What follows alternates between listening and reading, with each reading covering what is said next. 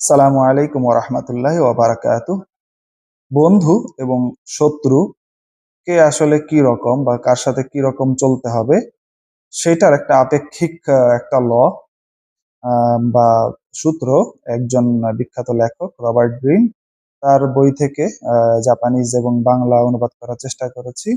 So ভিডিওটা দেখতে পারো পরবর্তী। Friends can be unreliable.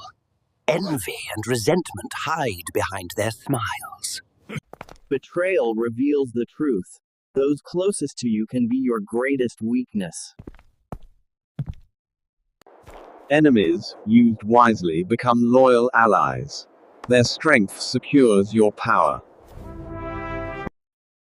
এটার জাপানিজ অনুবাদ হচ্ছে তোমোদাচি ওয়া ইৎসুমো শিনজি রারেরু ওয়াকে দাওয়া আরিমাসেন। এগাও নো উরা ni妬みや憎しみが隠れているかもしれません。裏切りで本当のことがわかります。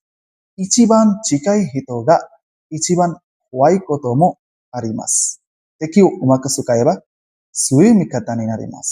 その力があなたを守ります。বন্ধুরা যে সবসময় বিশ্বাসযোগ্য হবে তা কিন্তু না। তাদের হাসির আড়ালে হিংসা আর ক্ষোভ লুকিয়ে থাকতে পারে। বিশ্বাসঘাতকতা এই সত্যকে প্রকাশ করে দেয়। তো আপনার সবচেয়ে ঘনিষ্ঠ বন্ধুরাই হতে পারে আপনার সবচেয়ে বড় দুর্বলতা। যাদেরকে আপনি শত্রু মনে করেন তাদেরকে যদি আপনি জ্ঞান কৌশল ব্যবহার করে তাদেরকে ভালো আউটপুট বের করতে পারেন, তারা আপনার শক্তিশালী বন্ধু হয়ে যাবে এবং তাদের শক্তি তাদের বন্ধুত্বের মাধ্যমে যে শক্তি আপনি করেছেন সেটা আপনাকে ডিফেন্স করবে। এটা আমি রবার্ট গ্রিনের বিখ্যাত বই 48 লস অফ পাওয়ার, এই বইটার দ্বিতীয় যেটা সেটা আমি অনুবাদ করেছি। আমরা এইভাবেই সিরিয়ালি আমরা এটা অনুবাদ চালিয়ে যাব, ইংরেজি, জাপানিজ, বাংলা এবং যদি সময় থাকে আরবি ইনশাআল্লাহ। আসসালামু আলাইকুম ওয়া রাহমাতুল্লাহি ওয়া বারাকাতুহু।